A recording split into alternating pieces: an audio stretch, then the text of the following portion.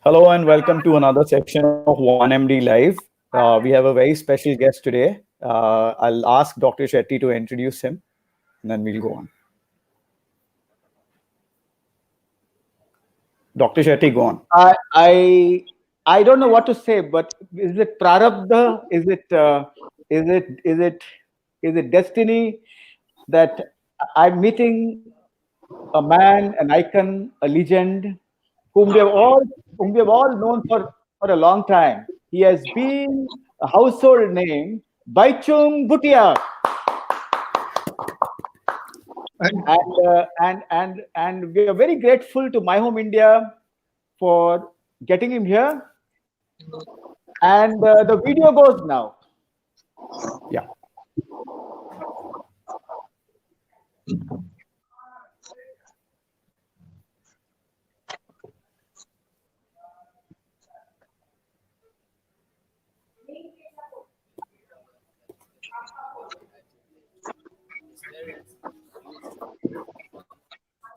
Keep their hearts burning.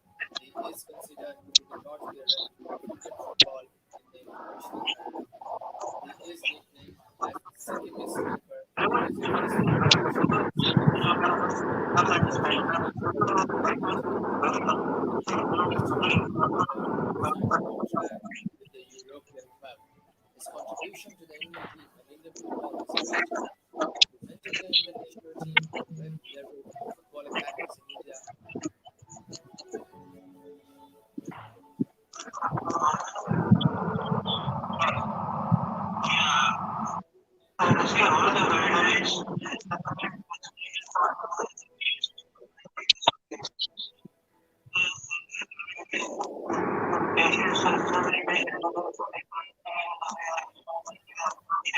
Yeah.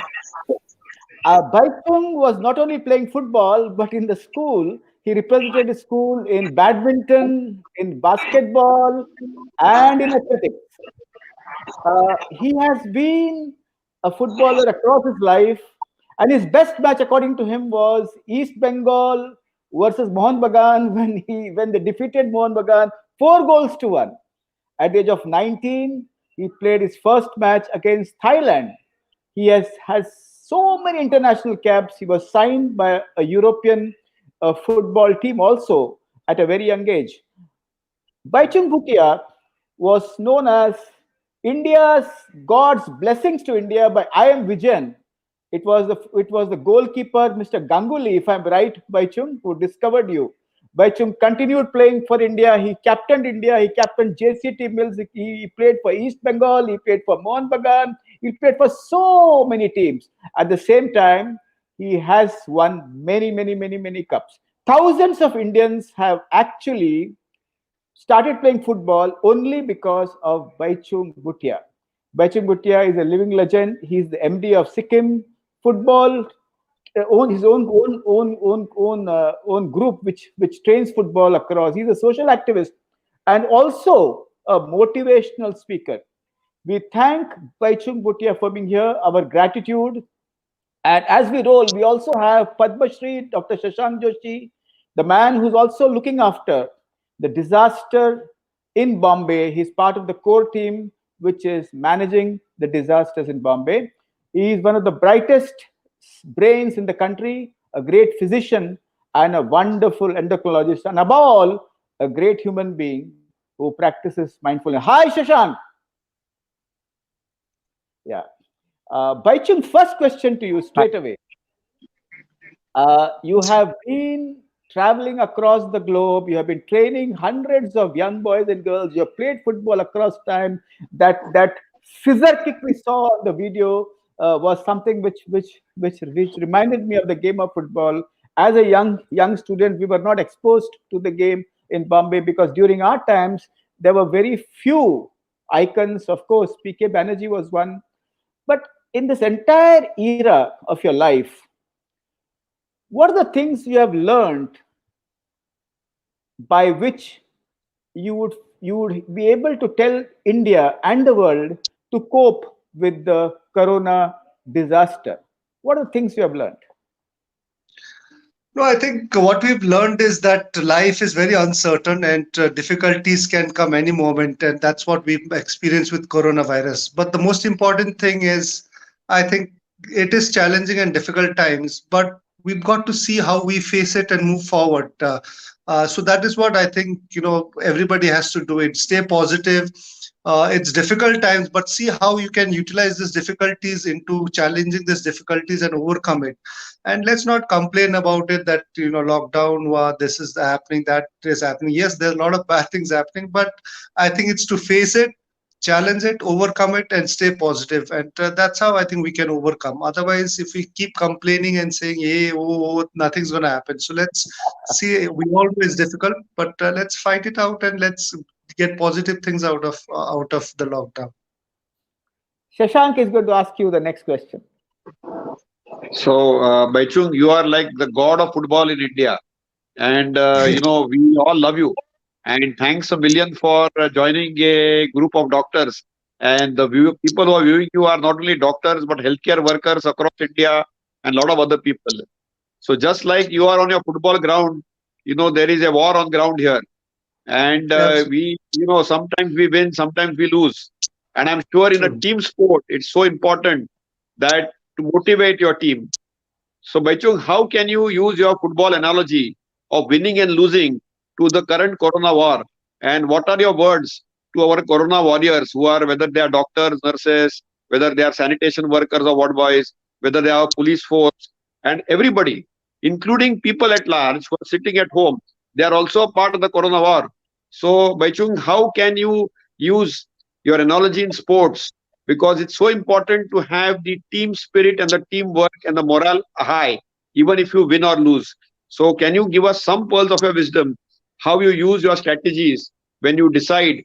Because there's a lot of back end which happens when you're actually on the field, and what happens below that, a lot of hard work goes in. And here we have come into a match which is unprepared, and now we are gearing up. So, actually, the lockdown is giving us time to gear up, but we really want to hear from you how you all prepare for your matches, how you motivate people. You are an icon for our youth and the future of football of India. So, can you tell us how you are doing that? Because it will definitely help doctors like all of us to handle this pandemic better. No, I think first I would definitely would like to thank all the doctors, nurses, and all coronavirus warriors who are up there forefront fighting for all of us. So thank you for that. And the most important thing, as you said, I think it's a teamwork in everything, because even today as well, you'll experience that in your workplace, that you'll have success, you'll have failures as well. But I think in this difficult times, it's more challenging and it's come all of a sudden. But if one can stick by each other and try and motivate each other, try and be there on good times, even more than good times, the difficult times, and especially you will have a lot of patients coming in and their family, they are very very worried, and they completely, I think, leaving their lives to doctors there. And if that positive can come out from doctors, not just one individual doctor but the entire team in that hospital, supporting each other as well, and also making feel, giving that confidence to doctor is very very important. It's like, again, we go to a match, before the match we'll completely lose it, saying that, if we go today and we're going to lose, we're playing some, you're going to lose it. So I think it's all about being positive. Obviously it's a tough match, we have a lot of difficult teams to compete and play with, but at least when you enter the ground, you are like being positive, we're going to win it, we're going to fight, give it everything. That I think has to come from everybody around. And obviously at the end the results are good bad, that happens, but even during bad results, the most important thing is to stick by each other and say, we've given our best and we've got to keep working. And I'm sure that's most important. I think sticking with each other, and trying to also give confidence to people, especially patients coming in, psychologically, if you give them that also makes a lot of difference. So I'm sure, I think the doctors and nurses and healthcare people have been doing a great job. But I think just being supportive to each other during good and bad times, especially in this hour, is very very important. And again, with the government of India now just passing a law to really take serious actions against anybody who's attacking doctors and our healthcare workers, that is a great step.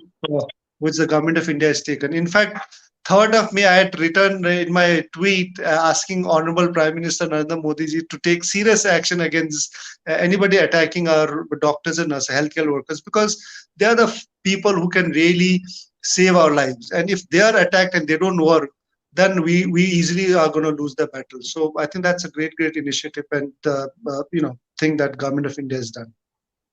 Sticking together is what you have said. That's beautiful. Sticking together in thick and thin. Whatever happens, we are together, and that is the spirit I think you have shared. Shashank, you have been using mindfulness for a long time. You are an endocrinologist. You know how the glands work, how the mind and the body talk to each other. So, can you share your experience of mindfulness to the vast audience who are listening to us? So, Dr. Shetty, I must confess, and Bhaichung, you must know that we call Dr. Shetty fondly Guru Anna. Guru is like a teacher and a motivator. So, just like you are motivating India and football of India, and you are a future of our nation, Guru Anna is our mindfulness guru. And a year and a half, 2 years back, because of a personal crisis, I started learning mindfulness. And mindfulness is something which is it's a journey. It's a journey because, sometimes we have a lot of thoughts which go haywire. We become impulsive, we become restless. Even in this lockdown times, we often must have got restless, must have got impulsive, sometimes must have got frustrated, but it needs a lot of patience and resilience. So what mindfulness does is it builds your resilience. It makes you mentally stronger. And for which simple things, like small things like listening to music, engaging into hobbies which you like, engaging into some form of physical activity, maintaining distancing. These are all small tips. And thinking before reacting, having that stoic silence, being positive, as Baichang very nicely said, that we have to be positive all the time. Winning or losing is not important. Fighting it in the right spirit with a smile is all that matters. And Dr. Shetty, that is really the trick in mindfulness. That if you really want to be mindful, you need to be patient, you need to be calm, but most importantly, you need to be cheerful, positive, and never give up. I think if you never give up, and if you are slow, silent, and happy, I think that's really the secret of mindfulness. Mindfulness is paying attention to the moment, to be in the moment. Bhaichung, when you see the ball as you're hitting the penalty stroke, the goalkeeper is trying to judge you whether you're going to hit on the left or on the right. You are watching his move, he's watching your feet. So, how does mindfulness help sportsman also when he begins his game, when he's in the game, and when he has the ball with him? So again, through penalty kick only, I would like to also give tips to a lot of footballers, and also through that tip, I'm sure other people can connect as well. So when you're taking a penalty kick, it's a ball, it's between you and the goalkeeper. So the most important factor for anybody taking a penalty kick as a kicker is to decide where you want to kick and just focus on it. Obviously, I'm not saying that you might score or you might miss it, but at least just focus on where you want to kick it. Don't get double-minded that I know I'm going to kick it here at the last moment, try and change it. That could lead to missing the goal. So I think important thing is keep the ball, decide where you want to kick it, and just make sure till the end you've decided and focus and you're kicking it. And that's what it should happen. So I think it's same thing with life. I don't know, in life you can connect as well, because if you want to do something, you focus to it and get to do it. Don't try and at the last moment, like penalty kick, you've decided right side I'm going to kick, and when you're about to kick, suddenly you decide this, and then your focus concentration goes and you miss it. So I think that is, I feel that you need to really decide, be confident, and just go with the shot what you thought with That a lot of reminds focus. me that reminds me of a family. The father and the son were practicing mindfulness for some time, but the mother, an IT engineer, and her daughter said, "This is all humbug. This is all humbo jumbo mumbo jumbo, and we'll not do it." And they asked me to really speak to them. So I was thinking, because we always have been taught by Shashank and others that it's easy to talk science, but it's very difficult to transact science. Mindfulness is science. So I asked the girl, can you start eating slowly? She said, I eat when the TV is on. And I tell all families here, right from the age of 1 or 2, don't give an incentive of an iPad on or a TV on when the child is eating. You can share tales of Ramayana, Mahabharata, Bible, or Buddha, or anything. But it's important that you allow the child to start focusing on eating. When the child is eating, I asked her, will you actually enjoy the food slowly in all six senses? And she asked me, what is the sixth sense? I said, the feeling that your mother has cooked such a beautiful food and you're enjoying it, and that is a very good exercise. But she said, I will not do it. What is the benefit? I know Indians always say, isse mujhe kya milega? If I stay inside the house, I will be saved from corona. So what is the benefit? Then I understood that this girl is very logical. I said, your hippocampus. She did not know what it was. I said, your hippocampus is actually the part of the brain which helps you remember. And if you do mindfulness, you'll remember better. You might score marks more. So it has been shown that mindfulness improves the performance of the child as well as makes them very calm. And her mother, the IT engineer, was always on the net, because IT engineers, unless they do research or anything, they don't implement. She found that the amygdaloid body, which is responsible for stress, becomes small and calms down. The front part of the brain is used in planning and so many other things, that the gray cells also increase and improve, and the hippocampus, the gray cells become thicker. Once I said it will improve your memory and it will improve your marks, the girl was on it. So as Dr. Shashank said, it's a journey and it's a slow process. We need to start somewhere. There's a question for Dr. Shashank, is that how many days it takes to flush the virus from the body once you're infected? Basudev Bishwas asked the question. So I think, Dr. Shetty, once you get infected, usually the virus sheds out by 10 to 12 days. But it usually takes, that is 2 weeks. That is what has been there. In some cases, it can go up to 28 days. So most people will clear their viruses in 14 days, and 80 to 90% of them need not panic. You will get mild infection like cough, cold, flu, or some amount of fever and breathlessness, and the body's own immunity will clear the virus. In only the vulnerable group means if somebody is above 60, somebody has hypertension or diabetes, somebody has lung disease, somebody has some underlying illness, or major transplantation or immunocompromised states where the body's immunity is low. In those individuals, probably the virus can stick longer and cause harm to the lungs, the kidneys, or the heart. And there we need hospitalization and care under supervision. So remember, many of us, most people in India, almost 70 to 80%, got asymptomatic virus. It came and went and they didn't even realize it. It was only when it was tested they found out. So please don't panic. I know there is a lot of coro anxiety. There is a lot of challenges in this virus, but that's something which we need to recognize. So I had a question for Bhaichung, that I have a lot of patients and their children who are sportsmen, and they are finding it very tough in this lockdown time to stay at home.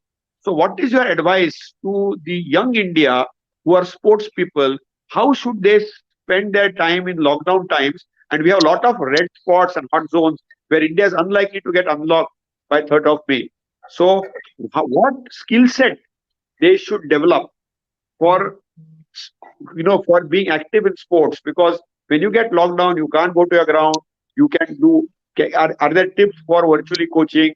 For example, you are now, I'm told, in probably Shiliguri. That's what Dr. Shetty was telling me. Are you doing some virtual coaching? Are you doing some motivation? How are you keeping your team together? And how are you keeping yourself so fit? So can you give us some tips on that? So I think the first important thing is obviously for young boys, girls there, I think to stay indoors is very, very important, because as you just mentioned, we might be very strong, immunely very healthy, but we might carry it and give it to people around who are not so strong immunely. So I think that is very, very important. But right now, I'm sure I can understand. Even my kids do get bored being inside the house for almost 1 year. They're just 9, 10 years old. But I think with a lot of kids who are into sports, you can try and download through net, not obviously all the time through net. Try and download some matches. You can do some, obviously, you have a lot of exercise that can be done inside. The best form of training is free hand exercise, which is very, very important. And I think make sure that if you're training, you're a sports person and a young person, make sure you train 1 2 hours indoor, which is very, very important. And I'm sure the training are plenty in if you just go into in the net, you'll find different kinds of training. So this is the right time to get your physical fitness, not in terms of technical. In football on the ground you can't be there, but it's also important as a sports person to have your other parts of your entire fitness going. So your core body, this is the right time to work on your core. It's the right time to do a lot of push-ups to make sure your your legs and your arms are strong. So there are ways to get it done. And also I'm sure you can watch a lot of sporting matches, google around the kind of training methods are there. So this is the right time to really uh, get yourself, obviously fit is there, but also get a lot of ideas, not the practical one but the theoretically, and which is also very, very important. So I'm keeping fit myself because I get to work out 2 3 hours every day here. I do a lot of because I was traveling and I've not been working out, so this is great opportunity for me to get back to my fitness. And also I've been able to now follow food quite properly, diet and all, which is very important, because when you travel you don't get that kind of luxury to eat proper meals what you want to. So I think it's helped me also to make sure that my body is getting used to good food. And also I've been trying to practice some kind of fast as well, because even that is also very, very helpful. So yeah, a few things I'm learning. I'm learning a bit of yoga as well. I've never been a yoga person, so now I'm trying to learn a bit of yoga and try and practice that. I hear Sandeep Singh, an educationist, asking that when I am playing a match with a very difficult team, I know the result. How should I behave inside on the ground and be an inspiration in spite of the fact that I am aware of the result in the future? And just adding to that, you must have had bad days. So when you come back on a bad day with your team, what are the thoughts you get? How did you really motivate your team around that time? And how did you bring them back to their old form? No, when I was a young boy, I was a bit lucky to start my professional football very young at the age of 17 with one of the biggest 17. club, Yeah. one of the biggest club in India, East Bengal. So Yeah. as a young boy, obviously playing with a lot of senior players, you had that experience. After losing, there was a lot of discussion, blaming each other, and and every time the team lost, that is the worst time. You don't have unity, you don't have team spirit. You start having a bad relationship with their players, with coaches. So that was something I as a young boy experienced, because every time we lost, in the dressing room, they were all blaming, fights going on. So that's what I experienced when I grew up. So when I became senior player and became captain, first thing I did was, whenever we had a bad game, we lost, we came back to the dressing room, I made sure that we did not discuss. I said, please, nobody's going to discuss about the game. It's a bad game, whatever it is, nobody's going to speak about the match. So we go back, get fresh. Next day we come back, sit with our coaches, and then discuss when you're fresh. Because when you're really in that heated moment, you had a bad game, you come back, your mind is not under your control. So you start blaming, you should have done that, you did not tackle that, then your entire team goes haywire. Then you have a bad relation with all the players. So what I did was, I said, nobody's going to discuss the match. We came back, everybody was cool down. Then we had a coach sitting. Then we started, okay, what were the problems, what we did mistake in that, and then we do it properly. That, okay, these were the mistakes, and we try and correct it and start going to the ground and working on that. But blaming in that heated of moment, you don't know what you're speaking, and then that could hurt your team, and then you tend to not start performing well. More you tend to start losing more matches. So that was one thing we followed it. I felt that it was very, very important. And Shashank, there are two questions for you. Controlled hypertension, any worries? You're mute. Sorry. If they are on any medicine. See, blood pressure in the COVID era has challenges. And if there are many medicines like the angiotensin converting receptor blockers or the ACE inhibitors, then it might even be protective. But controlling blood pressure well and sleeping for a good 8 hours is equally important. Remember what is happening. Unfortunately, we have got gadgetites. And for all my advice to my blood pressure patients is please sleep for 8 to 9 hours. As Bhaichung said, this is the best time to do diet, best time to do reading, studying, Fasting. and also exercising. But 8 hours of sleep will actually reduce your blood pressure by 10 points. It is more effective than any drugs. So good blood pressure control actually puts you out of that corona zone, particularly if you are below 50. If you're above 50, you need to be vigilant, but sleep well and eat appropriately and be a little mindful and happy. So that's a simple tip that control hypertension doesn't put you totally out of risk, but moves you from a red zone to orange zone and an orange zone to a green zone. So it Preg- definitely downgrades your risk. Pregnancy with diabetes. What are the tips for mindfulness? See, pregnancy has led to a condition which I'm going to counter ask you, Dr. Shetty, called coro anxiety. Means people have got so anxious because people think that if there's a pregnant mother, she is likely to get some infection from some source. And if there is diabetes, then you have to have simple tips of diet. So breakfast has to be split by 2 hours, lunch by 2 hours, dinner by 2 hours, and eat slowly. In fact, that's a general tip for everybody. Don't eat fast, eat slowly, split your meals by two, and do a little bit of, 10,000 steps within the house. That pregnant lady with diabetes may not even need tablets or insulin. And all you need to do is keep her cheerful and happy. Remember, a simple tip for a pregnant diabetic is remember, food is not for two people. That small little infant inside the womb is only maybe 2 or 3 kilograms, and your body weight could be 60 kilograms. So, obviously, the proportion has to be based on the kilograms and not feed for two. Unfortunately, in India, we have a habit that if somebody is pregnant, we tend to overfeed them. And overfeeding actually leads to a glucose bomb, and that leads to diabetes. And that is something which we have to be very careful that don't feed for two, maybe feed for one, plus a little more, and be a little careful in the way you eat. Eat slowly, split each meal by 2 hours are all very, very simple tips which a pregnant diabetic can be there and keep her cheerful. Don't let her see some negative, stressful movies.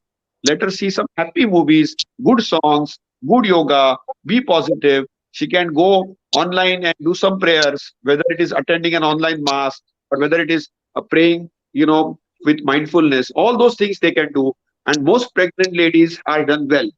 But I have often had many pregnant diabetic mothers to be referred to even counselors more than dietitians and doctors because of the severe coro anxiety leading to coro psychosis and even their relatives. Because that is something which Dr. Shetty, I want to counter ask you, how are you dealing in a phase of this corona episode because of lockdown?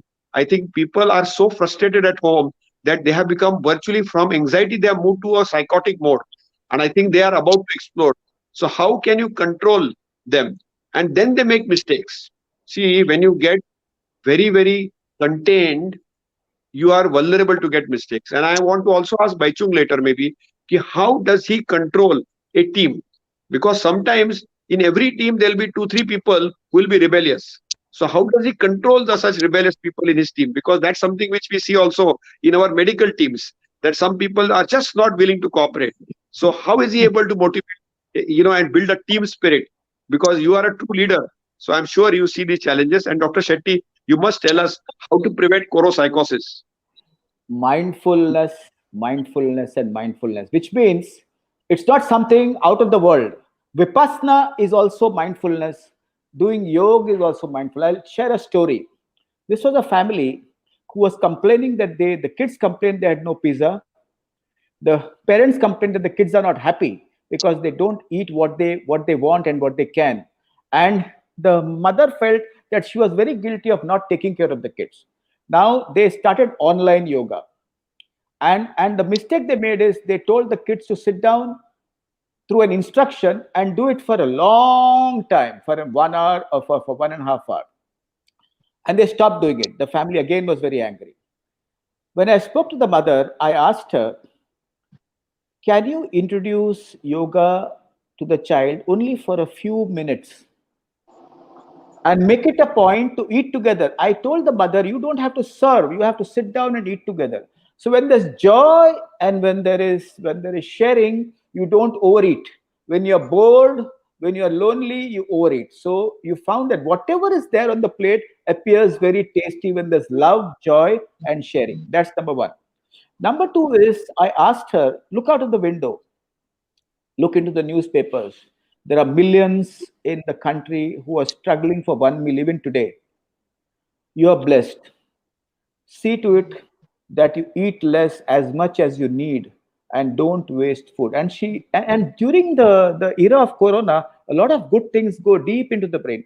The third thing what we did was we asked the children to get involved in the kitchen and shared with them the pain and the suffering of the poor and the daily wage laborers. And let me tell you, children come up with very creative solutions. And they said, let us make one vegetable. If there's no vegetable, let's eat dal. And they stopped wasting food. So, starting to use mindfulness is respecting things around you as if it is your own, not feeling very jealous of what you not don't have, but respecting and accepting, this is my table, this is my scooty, this is my bicycle, or this is my car, this is my little house, this is my mother, this is my father. And when they start respecting, automatically the needs go down, the demands go down. And when the mother feels that whatever she's doing for the children is from the bottom of her heart, that's also mindfulness. And the message she passes is the message of love, compassion, affection. Children naturally calm down. And Bhaichung, you have a team now in your club. You have a club. So, Yes. so are the kids, as Shashank asked, are the kids of the 80s or the 90s similar to the kids of the 2015, 2020? And as he has asked you, how do you control the kids of today? And what is the difference? So that will help a lot of families understand the kids in their homes. No, I think the kids of today and kids of 90s are definitely very, very different. And in a way, it's good because I think the kids of today have their own idea set. They have access to a lot of information, and they do have their own opinion, which I think we have to respect that. Uh, Obviously, at the same time, I think our generation was all about, uh, listening to elders, which is also very important. But sometimes I think we did not come across, in that generation where we could ask question because it was all about respect. And in a way, it is good, but in a way, it's wrong as well because I've worked under a lot of coaches where I felt as a young boy was not the right way of training, but I could, because he's your guru, you can't ask. So that those kind of things that happened, and whether he was training not the right stuff, even then also you could not speak out. But now at least the younger generation, which is good, is that they do ask, they do speak out, they're more confident, which is I think very, very important. But at the same time, uh, you know you've got to make sure that you do listen to your coaches and you do listen to your teachers as well, because uh, it's very, very important. So I think the younger generation now are more confident, which is very, very good. uh, Only thing is that confident and overconfident are two different things, so you should not get into overconfident and be I know it all time. But if you feel that there is something which you are not sure of, and that is something which the younger generation today are open to asking, which I think during my time we were not so confident to ask, though we felt you might not be right. So that is the difference. And yes, one of the biggest differences I think, which is a negative difference right now, is the amount of people, kids into social media is I think very, very negative, because that's something which I think all the parents who are listening to this should try and avoid, because for you to really bond, make friends, enjoy the nature, enjoy the environment is very, very important. But today and I've experienced that with a lot of my friends, their kids and all that, they're not in that moment. They're all they're doing is on social media.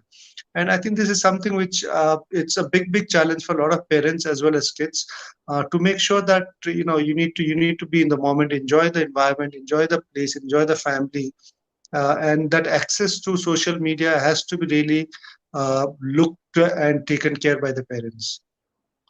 Mindfulness is being in the moment. I still remember this incident when I was in Jamshedpur with a very great friend, Mrs. Vijayam Ravi. And she shared something very beautiful. She said, kids who are living in concrete houses are more aggressive, more restless, and more violent also. Whereas the kids in the tribal areas who are in touch with nature are more calmer. So being in touch with nature is also mindfulness, and that's so beautiful. And she also said something very, very beautiful. She's a very good teacher, great education. And she said, looking at small things improves when you're mindful. You look at details. When you are not mindful, look at the ground. As Arjun was asked by by Dronacharya, the entire Pandava said, "What do you see?" And they said they can see trees, birds, etc., etc. They were not mindful, but Arjun said he could see the eye of the fish. I think that is something which you just shared. If they're away from the social media, they'll be more mindful than the rest. So, Shashank, what is stage one, stage two, stage three in brief?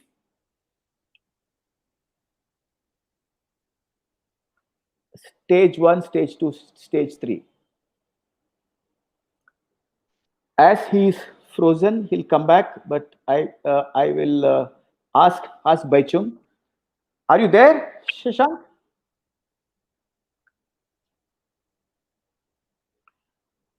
Uh, Bhaichung, as before he comes, are you there, Shashank? Can you hear us? You have unmuted yourself. Anyway, Bhaichung, you think sports will be a great stress buster for children across the country? More children should play sports than what they do. Children are being bombarded by 10th standard tuitions. A girl told me that they're supposed to sit 6 hours in front of the of the laptop. ICSE student, and ICSE is one of the easiest exams of your life. The 10th standard exam is one of the easiest exams of your life. So how can sports actually calm down children across the country so that they are helped to actually combat this coronavirus? See, I think the most important thing for any parents, because now I am a parent as well. So, for any parent to bring their child holistically is very, very important. Scoring 99% in class 10 is not everything. It's important, yes, you if you can score nothing like it, but I think you need to also look around the kind of nature he is, the fitness, health, what he's maintaining. So it's very important for children to play sports because, as we were just speaking earlier as well, what does sports teach you? I think sports teaches you a way of life, and that is the most important thing. When you start playing any sport from the very young age, it teaches you how to win, it teaches you how to lose. It teaches you how to be a team person. And when you keep playing, when you keep losing, winning, you tend to adjust to it. You tend to be patient. You tend to know how to take that defeat. You tend to, look forward because sports is something that you always look forward. You have a great game today, but that's nothing good. Tomorrow, if you play badly, nobody's going to see you what you did last Sunday. They're going to look at next Sunday what you're going to do. So I think it teaches you to look forward as well. So it's very important that kids, I think, should play any sport from chess, shooting, cricket, football, any sport. I think they should be playing. That's very, very important because it teaches you way of life. It teaches kids to be more patient. It teaches you. Uh, in life, not to see, obviously there are bad moments, but to look forward and keep competing and keep working. So I think that positive mind is going to come. You also tend to handle the stress because when you grow up, a lot of people don't succeed in what they want to do. But if you played sports, you know that okay, that's part of it. I'm gonna do the other business and to succeed in that. So that thing is there. So you tend to overcome a lot of difficulties easily if you played sports as a kid. Absolutely, absolutely. And I want to tell all the parents is when you play sports, you increase the number of connections in the brain. You have neurogenesis. And what is very important is you protect the brain. If you protect the brain, you protect your life, you protect your future. And remember, Hindi में कहता हूं भेजे से पंगा मत लेना exam के time बच्चा भूल जाएगा सब कुछ because if you nurse the brain and if you really love your brain, brain will stand by you. And Bhaichung is laughing, and I'm sure that protecting your brain, sports does a very very great activity. Shashank, you're back. I'm sorry about it, but phase one, phase two, phase three. What the hell is it? So, these are phases of the corona epidemic. So we were in phase two, and half of India is still in phase two. And in the red spots of India or the orange spots of India, like say Mumbai, Delhi, Indore, Pune, they are in red spots. So probably they are into localized community transmission. That is where we are. So in all probability, though the government authorities have not accepted it, we are in stage three. So what happens is that initially the stage one was when it was outside India and was coming to India to only those people because it was imported. Stage two was it was imported to those people and their close contacts. Stage three is from those close contacts of the people who got the virus, it has gone into the community. Probably there is localized community transmission in all the red spots today, and probably we'll now move to stage four soon when we will develop something called as herd immunity. See, Okay. remember one thing, all viruses, including flu, will ultimately we will develop herd immunity. We will get immune to it. And our body's own defense system will fight it out.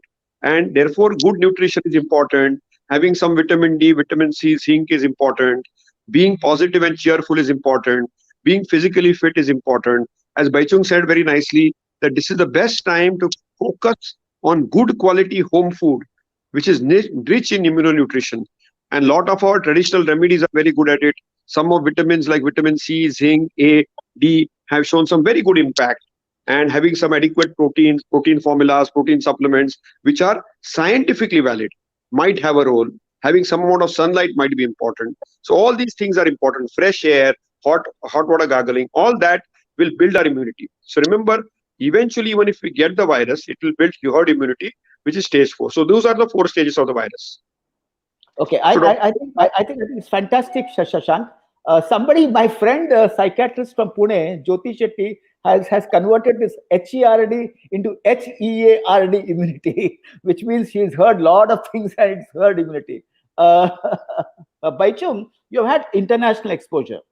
What are the things we need to learn from the world around us, which can help us in sports and which can help us also in the COVID crisis? I'm sure that India is doing much better than the Western countries, but in your international exposure with other footballers, other coaches, what is it that we can learn from them?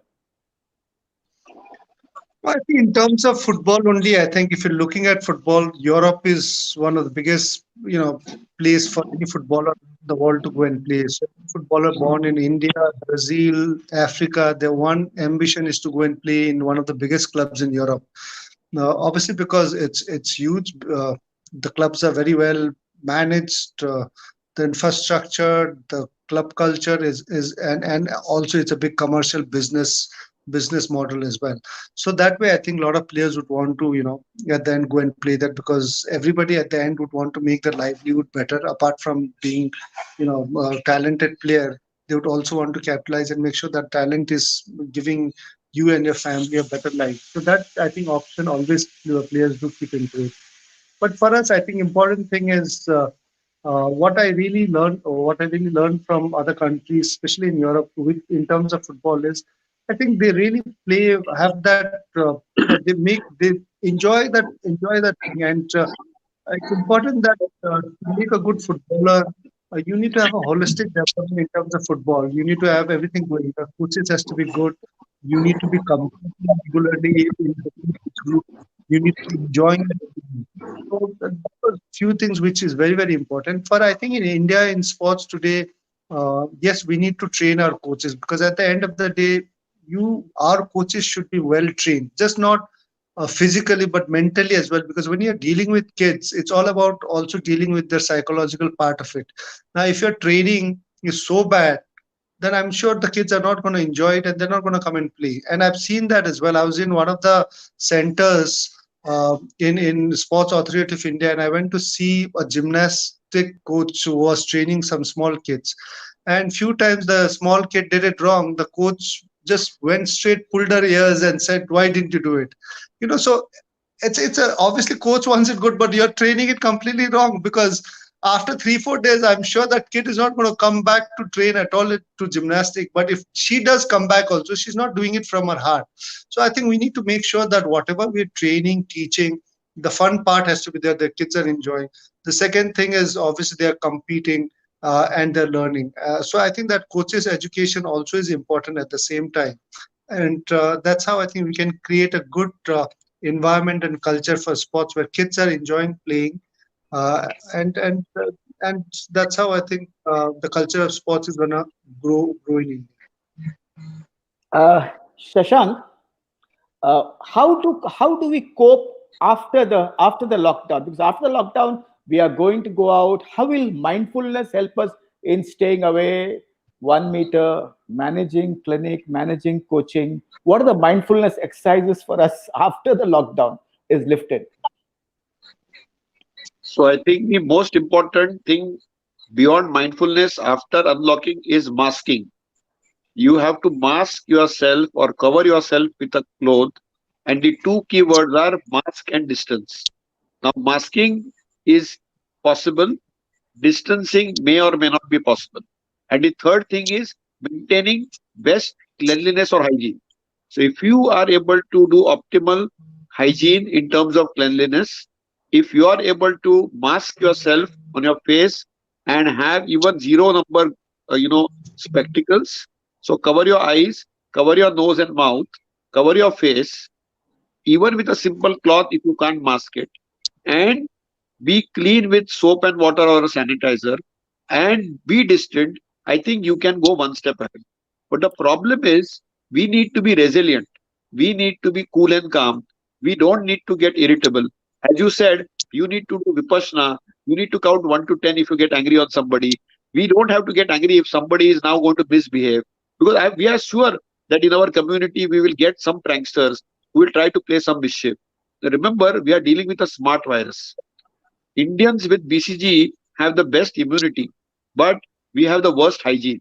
So you have to balance hygiene, immunity, as well as our own mind. And as I said, Indians are argumentative. They tend to get a little aggressive. We will have some violent episodes. So we need to control our mind with a lot of patience. And patience is going to be very important, because wherever you will go, your waiting time in the line is going to improve. So my simple tip for mindfulness is, like our great footballer Bhaichung has some earphones. Be on the earphones and listen to music, because you will have to wait, wait, and wait. Wherever you go, suppose you have to take an aircraft, you will have to go to the airport 2.5 hours early. You will have to be distant. You will have, what will you do? You can't keep yelling at people. You need to listen to music, listen to some podcast, you listen to what you want to do. So something which you need to be proactive and do your own little vipassana episodes throughout the day. I think that is the only way we will be able to, what I call as mindful, slow unlocking, being clean and distant. Can I Bhaichung, can, yes, can I go ahead. Yeah, yeah. No, I think what we also need to do is, in fact, yesterday I was seeing Honorable Prime Minister is, I think, encourage Ayurvedic thing in India to grow agriculture on those. I've got a friend and she's a doctor and she's been telling about eating proper, not just anything difficult, but just like wake up in the morning, have a glass of warm water with lemon. Make sure before you sleep, you eat haldi with little hot water or milk. And today, have drink black tea. Today entire world is talking about that, but what we also need from our doctors and health people is that I think we should not, like, she's told me the stories, like when she's saying to the patient that you start drinking this hot water, the patients are like not still believing, and she think, oh, what kind of doctor you are. They're so used to getting medicines, capsules and injection. So I think our healthcare people as well from now will have to educate people on some small thing, and which is for today. If we are our if, yeah, COVID is not affecting India so much is also because our rural lifestyle, where they naturally drink a lot of black tea, turmeric, haldi, lemon tea. This has also saved us. So I think we need to start promoting this. Our doctors should start now preaching a lot of people, patients, not just on medicine, and try and sell medicines or try and promote some pharmaceutical company, vaccine or something. But I think from the lifestyle itself, if we can just follow this basic thing, and obviously hygiene, what doctor just about India seems to have proper hygiene, very good. With proper hygiene and following this basic thing, our immune system is going to be very, very strong to resist all the viruses. But I think somewhere down the line, we're creating building too many hospitals. Uh, Hospital after hospitals are coming up, and they're competing who's going to get more patients. But if we just reach on getting the right immune system from the young age and eating the right food, is I think we can really take care of healthcare in India. So, Fantastic. I think everybody. Bhaichung, I think, Dr. Shetty, I think I completely agree with you. It is important that somebody like you tells them it is like kan tochne. Kan tochne means, piercing their ears. If I tell them that haldi is good, they will say, they look at my degrees and they'll say, doctor, we didn't come to hear that. That our grandmother told us. So you're absolutely right. You see, so when you say it like an icon, it goes. And I'm going to play this clip of yours from Anirudh and Dr. Shetty that look, you have a football icon of India, the footballer of India, telling you that this works. See, when I say as a doctor, or when Dr. Shetty says as a doctor, sometimes they think this is some grandma's remedy and this is not okay. But it is okay. You are absolutely right. The reason they are building more hospitals and infrastructure is for those very, very sick people. Because remember, two things which are good things about lockdown. City of Mumbai, you know, in the 2017, 18 and 19, in the month of March had some 8-9,000 deaths. Now in March of 2020, they had only 5,000 deaths. So actually less people have died in the lockdown because they have stayed at home and they have been healthier. So that is actually the. So what you are saying is very true. The only reason they are upgrading and building more hospitals and stadiums is because, God forbid, if we become like a New York or a London, they are building capacities for those very sick people. But you are absolutely right. Majority of India, more than 90%, are not going to be in that group, and they will be saved. And they need those simple pearls of wisdom which Bhaichung Bhutia has just given us. So I think I should thank you for that. And I hope you keep saying this all the time. And also wearing the mask. It's important when you go out. Stay clean, eat healthy. These are simple things which will save India. And that's very true. Dr. Shetty? Yeah, I think people should read the Ayush guidelines also. I have hot water in the morning and night, and I get healthy and warm water in the day. And I have started believing that it's good because we in India who have been exposed to Western education have contempt and we do not view ancient cultural things and indigenous things to be good. Uh, Baichung, I would want you to also tell us an experience with a brat in your club with a brat. So a lot of parents they don't know how to handle brats. How did you turn that brat around, and what did you do? Did you use aggression, love, compassion? No, I think in football, it's there are always difficult players to handle, and you see around the world, just not in India, but around the world as well. And I'm sure a lot of people who are watching this have followed football in the highest level, and you'll be surprised some of the best players are released from the clubs, from biggest clubs, because the manager thinks that he's not right for the team. So there are difficult players always there. Obviously, you need to, it's duty of the captain and the manager to speak out and try and bring him to the line to all the other players so that we're united. But sometimes it's important to take steps as well. A lot of cases when you have a person who's not getting your team line, which is not trying to always create problems, then we drop him from the team, not give him chance to play for a few matches, and say that because you've been not listening, because of you, our team is not being able to perform because you want to do your own thing, and the team's entire strategy and tactic fails because of your selfish thoughts. So we drop him out of the team, and by the time I think once he's dropped and he does not get to play, then I think he starts realizing it. But more if he keeps doing and becomes very difficult, is then I think for a club is to release him and then he can go to somebody where some other club. So that's how the actions are taken. But I think it's when you have brats, it's obviously for kids. I think it's very important that the coaches have a lot of patience, because you can't blame the kids, because kids are not matured enough. So with kids, I think that is little difficult in terms of just punishing and letting them go off is very it's not the right thing. With kids, I think as much as possible you can make him try and understand. You'll have difficult kids in your team, so I think there are ways of do maybe make him do, if he's got too much energy, so make him do a bit of extra push-ups or extra abdomen where he gets tired.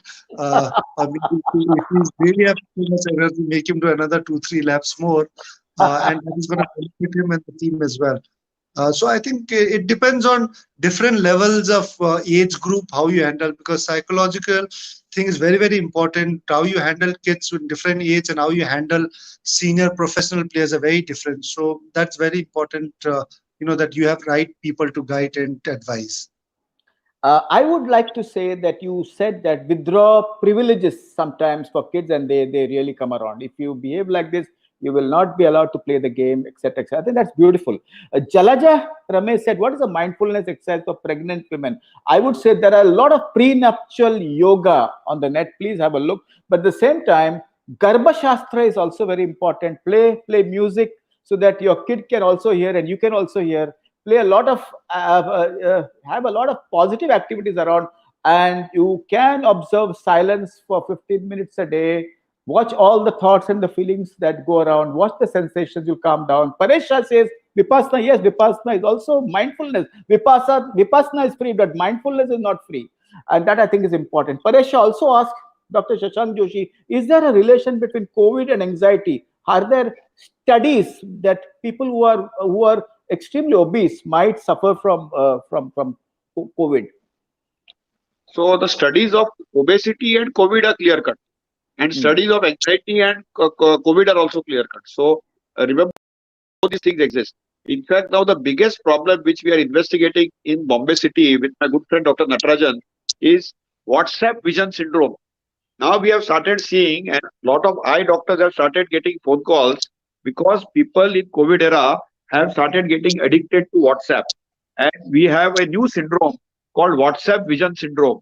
And I'm sure each one of us are addicted to our digital WhatsApps. And therefore, now the global recommendation is that beyond your sleep, please have 2 hours of screen free time, which means no mobile phone, no screen of your computer, and no television screen. I think if you do that, you will be more healthy. So I had a question for Bhaichung. Bhaichung, you have been a football icon. You are the future of football of India. But football also has been a game of the underdogs. So this is the time to watch some of those good close matches. So what are your three favorite matches and your three favorite teams? Our viewers want to know. A lot of people actually messaged me on the WhatsApp. In between I got disconnected. They were saying they want to know what are Baichung's favorites, who are his favorite footballers, which are his teams, which he roots for and he looks up to. And those are his inspirations. So that's what people want to know. No, I think three footballers whom I've always loved watching them play. And this was when I was a kid, and first time you got to watch football on television was '86 Maradona. So Maradona was somebody I really loved watching him play. And then came in next generation, and next another player who I really loved was Roberto Baggio. I don't know if people would know him. And now currently I like watching Messi. I think he's just magical. So these are three players whom I've really enjoyed watching it. There are a lot of other players who've been very good, fantastic. But if I have to pick three, I think these are the three. Uh, Best few moments, a lot of matches. I think one, as earlier, I think Dr. Shetty just mentioned that East Bengal Mohun Bagan match in front of 140,000 people. Right. Was a massive, big game for us, and that is always something which I remember. Second, I think was my first international goal, which I scored for India. Thailand, Thailand. That was against Thailand, but I played only second half. But the Uzbekistan, goal I scored Uzbekistan, was the next match against Uzbekistan. They were Uzbekistan, the Uzbekistan. champions of Asia at that time, and that was my first goal and first start for India. I played before that. I played Thailand just second half sometime. But next day, because we had a bad results against Thailand, so coach gave me that opportunity to start. And when I started, I scored my first goal against him. So that match, obviously, I do still remember. So yeah, I think this, and I think the last one was our final match for AFC champion, AFC Cup, which we qualified for the Asia Cup. So these three matches. Fantastic. But Bhaichung, there's one Dr. Goel, Virendra Goel, psychiatrist. He's asking whether habits will change after the COVID disaster. Whether we'll be going to malls as often, whether we'll be calmer. There's an existential dilemma which happens after you attend a funeral. What is the purpose of life? We should all be kind. We should all be compassionate. Will this last after Corona? Corona has brought everybody on their feet. All the ballistic missiles, guns are not important in front of them. Will people change? Will there be an existential change in people, according to you, in India and abroad? No, I think it is going to change because I think the lockdown is also not going to be lifted all of a sudden. I think it's going to be a slow lifting of lockdown, and social distancing is going to be in people's mind till quite some time. Wearing a mask is now going to be compulsory for all of us in India, which is very, very important. So I think that awareness is going to has definitely come because you need something big thing to happen, and I think Corona is something which has really come in a big way for everybody to really now look into the lifestyle and their life. So I think that's definitely going to change. And also, I think if any government of India, government of any particular states also now start taking right initiative to educate people in their life, in their health, to live healthy, then that is, I think, going to benefit quite a lot. So hopefully, I think it's going to change quite a lot, and people will remember that what we have gone through for the last 1 month. And in future, coronavirus is something which is not going to go away. So hopefully, I think people will take this as a positive change, though it will complicate a lot of things. But we've seen that we can survive at the end of the day, being locked inside the house. We can still survive, and we can still do a lot of good things. So I would like to share a story. People ask me, how long can we hold our patience? I tell them an incident. When you're flying or when you're catching a train or a bus, suddenly there's an announcement, this bus is 2 hours late or it's 4 hours late and the plane is 3 hours late. There are three types of people who behave differently. One is somebody goes and fights with the girl at the counter. Why is it late? Why it's not late? And poor girl has got nothing to do with that plane. And he or she goes into an emotional turmoil, a change in the hypothalamo pituitary adrenal system. The plane will come when it has to come. The pilot will drive the plane when the way he wants, but he is disturbing his ecosystem. The mind body ecosystem goes in a war. It is not aligned. The second person is worse. The second type, he doesn't shout, but internally he starts abusing everybody. He appears calm and cool, and he starts internally abusing everybody. He has a lot of resentment, a lot of hostility, a lot of anger, a lot of hate, and he also suffers because his mind body equilibrium ecosystem gets disturbed. But the third person is like Bhaichung or Shashank Joshi. Bhaichung will say, I'm stuck here at Siliguri. I'm strengthening my core muscles. I'm making I'm doing fitness exercises. I'm speaking to my friends as and when I can. And I will convert this activity into an opportunity. And that is what is the important mantra for survival. I'm stuck here. I'm going to read something which I've not read for a long time. I'm going to do something which I've not done for a long time. I'll bring back my hypothalamo pituitary adrenal axis so that the mind and the body are aligned. And that, I think, is the most important learning which people should absorb. People who complain, blamers will suffer, bloomers will survive. What do you feel, Shashank? You're mute. You're mute. You're mute.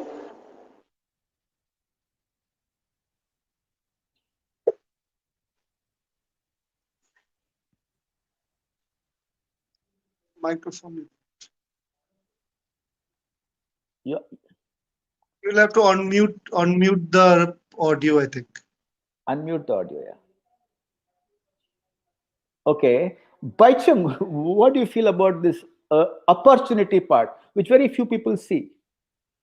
No, I think what you just spoke is absolutely right. But I do also for a second say, oh no, I do get like, what the hell? But then again, it's not about just sitting there and just saying, what the hell? Oh no, no. Then I think you need to obviously accept what has happened. You can't change it because you're not going to, go inside and fly the aircraft and bring it there. So you got to accept the situation, which most of the time do it. Obviously, as a human being, first when you hear that the flight has been delayed by 3 hours, you for a second you say, oh no, and you do get a little bit upset. But it's not about going on with it. You've got to accept after a minute or so, and then you see what can be done. Maybe go get a book in the airport or read it, or you know, or do something else. So it's very important to accept a lot of things. Go obviously with the situation, try and utilize that situation and make it into positive things. So yeah, that's And my dear friends, when you do mindfulness, there's magic in the body. The mind and the body gets aligned. When you do yoga, there's magic. The mind and the body gets aligned. When you do vipassana or any form of meditation, it does make you very mindful. But remember three activities. Number one, eat together as far as you can. Eat slowly. When you eat slowly, you eat enough. You don't overeat. And when you share love and concern, the demands for foods which are not healthy also go down. And if there's a demand and if there's a tantrum, don't get upset with the tears of your children. They'll shout, and then they slowly will calm down. Tantrum is an opportunity to instill values. Just because your kids are crying, that would not mean that you're a bad mother or you're a bad father. And that, I think, is extremely important. But when you do all this, the third thing is talk slowly. Listen to the person completely so that you absorb every word, the nuance in the word, the unspoken words and the spoken words. And if you do these three things, what is very important is you are slowly getting mindful. As Dr. Shashank said, it is a journey. But if you are sleeping very less, if you are becoming extremely lazy, if you do not feel good about the world around, if you feel hopeless, worthless, and if you feel that your mind has slowed down or you are very irritable, angry, then remember that time boiled drinking water and haldi will not help. That's the time you need to pick up the phone and talk to a friendly neighborhood psychiatrist or a psychologist. Have a family priest, but also have a family counselor and a psychiatrist. And also talk to inspirational figures like Bhaichung. Do you pray, Bhaichung? uh, not so much. I've been throughout my life. I've just played. So it is yes. For a bit, football is worship. Worship, and that is God. So as we close, Shashank, you want to say something to the people of India and all those who are watching from abroad, and mostly the Northeast. A lot of friends from all the seven sisters and one brother. They're also watching the show. Is there something you want to say? No, I think as we gradually and smartly unlock, I think India has done exceptionally well. I think we have cooperated very well. I request each one of you hearing that stay safe, be mindful, don't be reckless. This is a very good time for eating appropriately, eating on time, eating the right food, eating slowly, doing some physical activity and mindfulness. Be cheerful and happy. Don't get into fear and anxiety. Be positive. We are going to get over this. According to me, we have already sailed the journey more than half, and it's just a matter of time. Corona is just going to be a way of life. And when Corona is just going to be a way of life, we know how to handle it. We will conquer Corona. And maybe, one fine day you will just say and look back and say, कि कभी तो Corona, COVID आया था, अभी तो चला गया. And that's the spirit in which we need to do that. We will get some vaccine soon. We might have some treatment soon. But controlling Corona with positive attitude and a grit and determination as one nation, one India, helping our public health authorities, our Prime Minister and his whole team in a full way, and also ensuring that we cooperate, we don't discriminate, we don't stigmatize our healthcare workers, our people who have got affected by corona, because they are all going to be immune. In fact, one thing I want to tell you, many people who will recover from corona will get immunity, and we are going to ask them to donate blood so that they can save our brothers and sisters, so that they can be saved from the disease. So this is going to be a big thing which is going to happen. So please embrace corona in the right spirit, maintaining distancing, maintaining cleanliness and mask, and being cheerful and positive. Guru Anna, I think we have come a long way, and I think it was wonderful to have Bhaichung with us. We are really thankful to my home for getting him on board, and I must also thank Anirudh Sapatnekar of 1MD for putting this show together. And Guruji, you will have to have your last word, because we cannot close without the mood of Dr. Shetty and the mindfulness of Dr. Shetty. So, Dr. Shetty, will you have your last charana to tell people at large? I will wait for Bhaichung to say that the last, but I would like to share this is the time to introspect, quarantine your resentment, your hostility, your anger, your rage, your hate. Quarantine your hate list, and that is, I think, this is the time to do it. That will automatically improve your immunity. It will also improve the beautiful relationship between mind and the body. The second thing is I'll use Baichung's words. He's trying to come back. We'll wait for him and to say his last word. But what he said, Shashank, is so beautiful. And he said, sticking together. I think let's stick together in war, in peace, in difficulties, in these states, so that we are able to fight this and come out successfully. India is doing well. Maharashtra as a state is also doing well. And I will wait for a few seconds. Baichung is there. Baichung is there. Yes. Baichung, we want you to have the last word. Uh, my only thing would be to all the people, I think, stay positive. I know we're all going through difficult times, but the difficult times are going to pass only if you stay positive, if you try and utilize this difficult into something positive. I think we'll close this conversation. Thank you so much, Baichung. It was a dream for all of us to be with you on the same frame. It's a privilege, a real. It's a pleasure too, and we have learnt a lot across this one arm. And we would one day I will see you. We'll meet you when we come to Sikkim or you come to Bombay. You're welcome to come home to my house. We'll give you fish. Shashank also has welcomed you to our place, and my best regards to your family and to your friends and to the entire country and especially the Northeast. Shashank and me, we are going to bring you one more conversation next Sunday. Who will be the guest? That's a surprise. Thank you, everybody. Thank you, Anirudh. Thank you, My Home India.